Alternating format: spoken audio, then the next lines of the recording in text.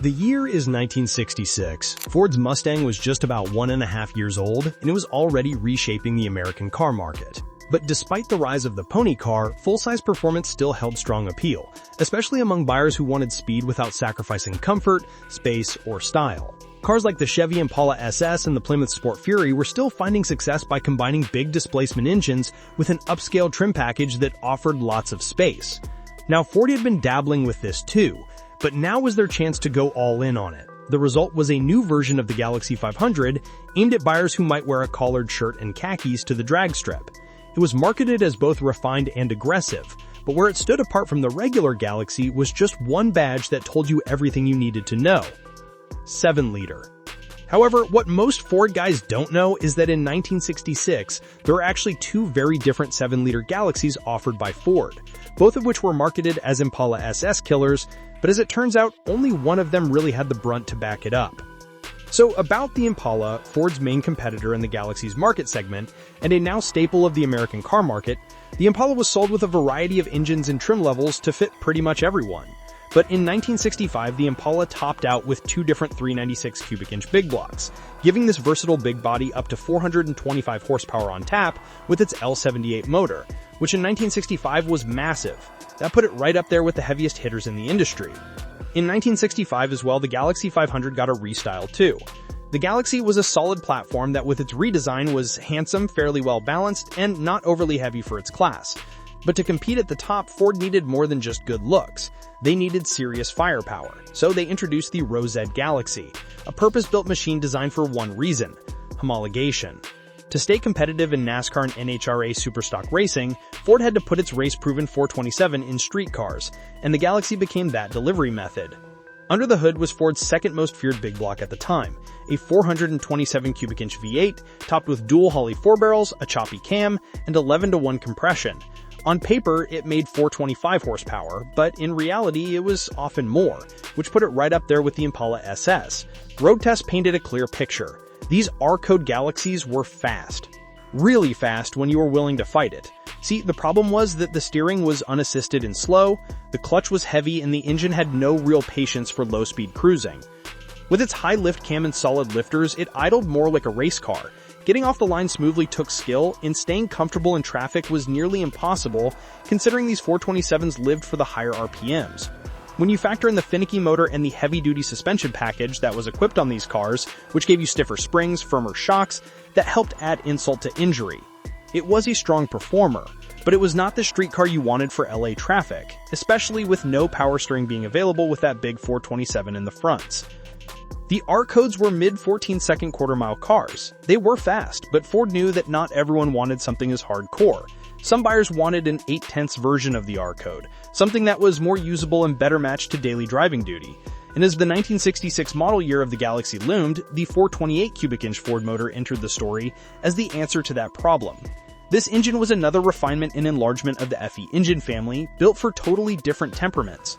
In 1966, Ford rated it at 345 horsepower at 4,600 RPM, with 462 foot-pounds of torque at 2,800 RPM. Its compression ratio set at 10.5-to-1, and it was sold under that new 7-liter badge with this new Galaxie model for 1966. Where this new 428 differed from the 427 was in terms of their architecture.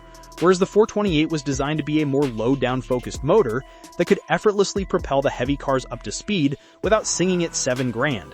Now, with these new 428s being nearly 100 horsepower down from the 427 Galaxies, some may struggle to understand why anyone would buy this motor instead. And the truth is, it was just a much more streetable package than the 427. And it was this new 428 motor that would be the standard choice for the Galaxie 7 liters in 1966. Performance-wise, with the 428s, these were about 15.2 to 15.4 second quarter-mile cars, so again almost a second or so slower than the 427. The Select-Shift Cruise-O-Matic 3-speed auto was the standard for all 7 liters, with an optional 4-speed manual that about 20% or so of buyers opted into. Both of which, though, had their problems, as outlined by period literature. Car Life magazine complained that the automatic transmission shifted a bit too rough, and the stock shifter for the manual had the tendency to lock up between second and third gears, which most people solved by putting in a Hirsch shifter, so fair play there.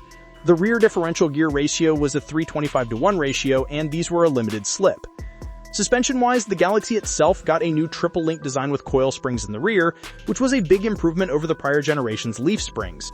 The 7-liter also got a front heavy-duty AT roller bar and different springs and shocks, similar to those prior year 1965 R-Code 427 cars. And funny enough, for full-size cars, these 7-liters happen to have excellent brakes.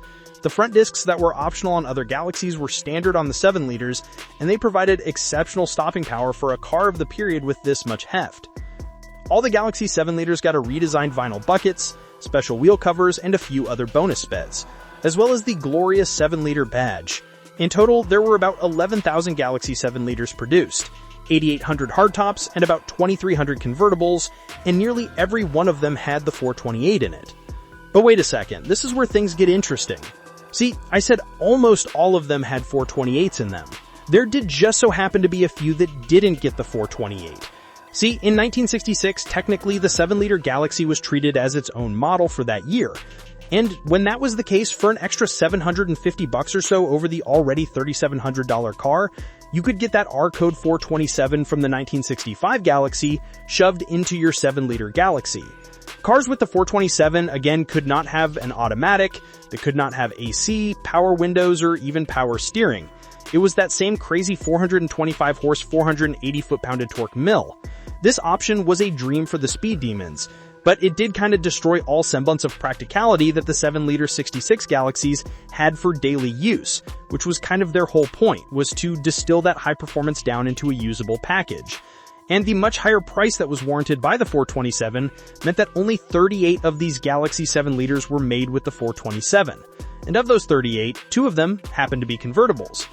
And wait, there's more! Even crazier than that, there were apparently 2 Galaxies fitted with the 427 sock motor. One of those was presented to astronaut Gordon Cooper, the commander of the Gemini 5 mission that had just come back from orbiting the moon in 1965. They wanted Cooper, an avid racing driver and car guy, to experience how the vehicle ran in normal street use and get some extra publicity. A year later, Cooper returned the 427 sock Galaxie, and apparently Ford crushed it, which is a darn shame. The 427 sock fitted in a Galaxie was never a factory option, but the fact that they did even build one, I thought was worth mentioning.